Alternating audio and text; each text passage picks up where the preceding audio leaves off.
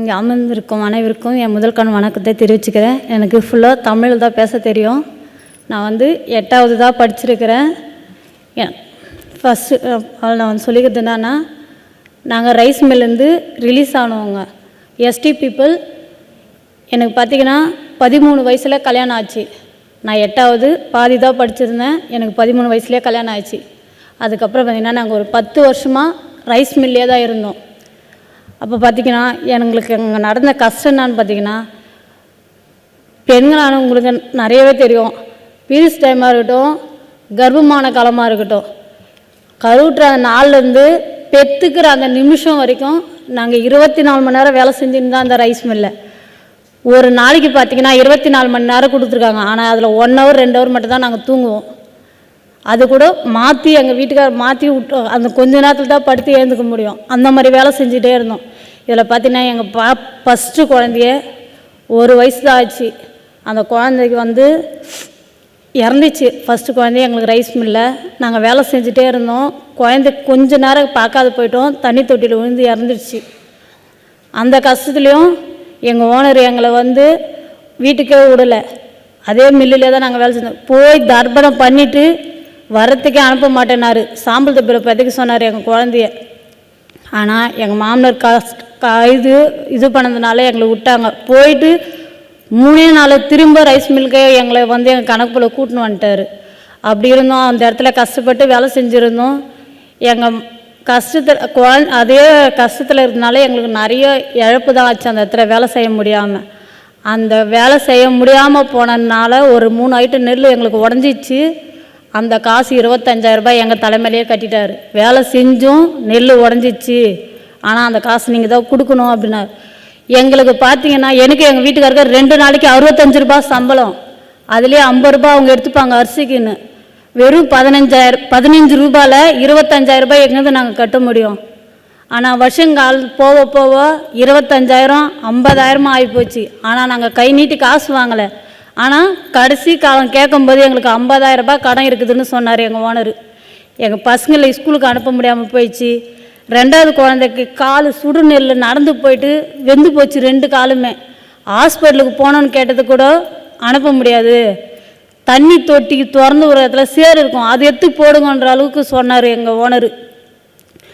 அதுக்கப்புறம் ஒரு 3வது மனுஷால் தான் அவர் மூட்டை இறக்கிறதுக்கு வந்தார். அந்த அண்ணா உதவி மூலயமா தான் நாங்கள் வெளியில் வந்தோம். அவர் போய்ட்டு கவர்மெண்ட்டில் சொல்லி ஆர்டிஓ மேடம் எங்களை ரிலீஸ் பண்ணாங்க.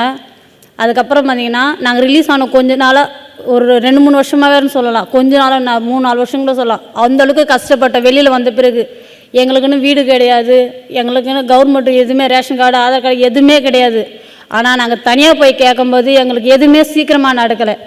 அப்போ நாங்கள் என்ன செஞ்சோம், நம்ம மாவட்டத்தில் ஒரு 5 மாவட்டத்தில் ரிலீஸ் ஆனவங்களாம் சேர்ந்து நாங்கள் கொத்தமல்லிருந்து விடுவிக்கப்பட்ட மக்கள் மறுவாழ்வு சங்கம்னு ஆர்பிஎல்ஏ அப்படின்னு ஒரு குரூப்பை ஃபார்ம் பண்ணோம்.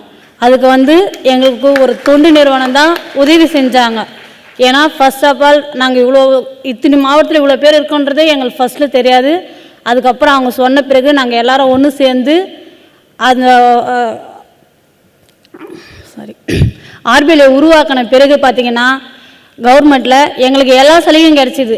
அந்த சங்கத்து மூலயமா போயிட்டு ஒரு மனு கொடுக்கும்போது அப்போ தான் பார்த்தேன் 15 நாளில் நாங்கள் ரேஷன் கார்டு வாங்கினோம். சாதாவாக போயிட்டு 5 வருஷமாக கேட்டுன்னு இருந்தோம். அப்போ கிடைக்காத ஒரு ரேஷன் கார்டு ஒரு குரூப்பாக ஒரு குழுவாக அமைச்ச பிறகு எங்களுக்கு கிடச்சிது. அப்போ தான் நினச்சோம், ஒத்தராக போய் கேட்கும்போது எதுவுமே கிடைக்கல, நம்ம கும்பலாக இருக்கும்போது தான் எல்லாமே கிடைக்கும் அப்படின்னு நினச்சோம்.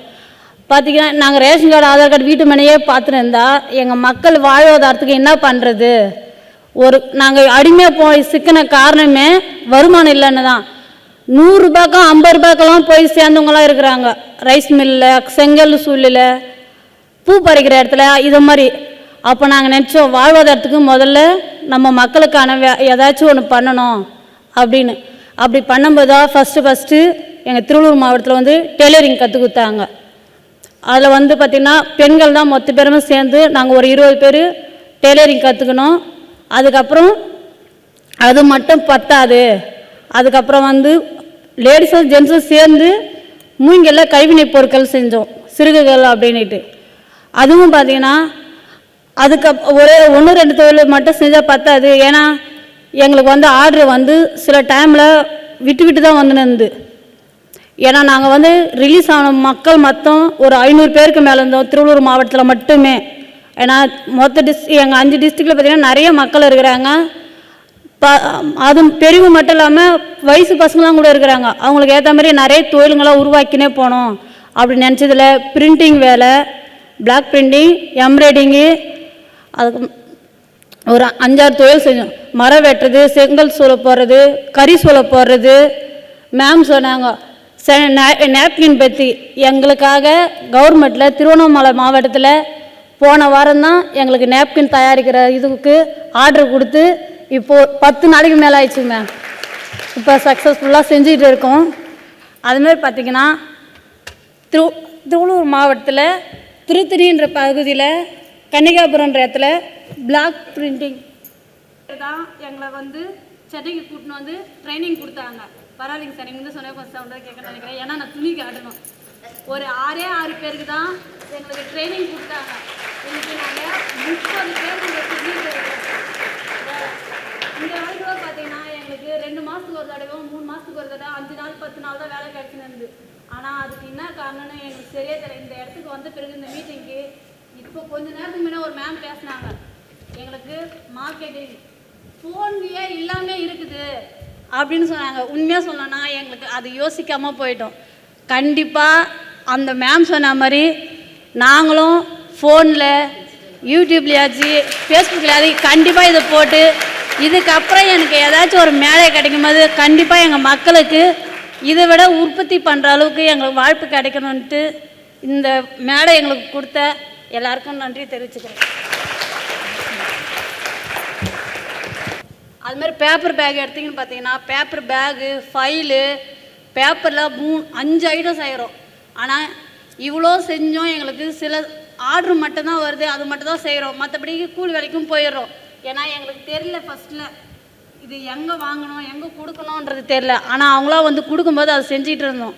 ஆனால் இந்த தடவை இதுக்கு மார்க்கெட்டிங்குன்ற ஒரு இது கண்டுபிடிச்சி நாங்களும் மறுபடியும் மேலே வரணும்னு நினைக்கிறோம். அதுக்கு எல்லோரும் உதவி பண்ணணும்னு கேட்குறோம்.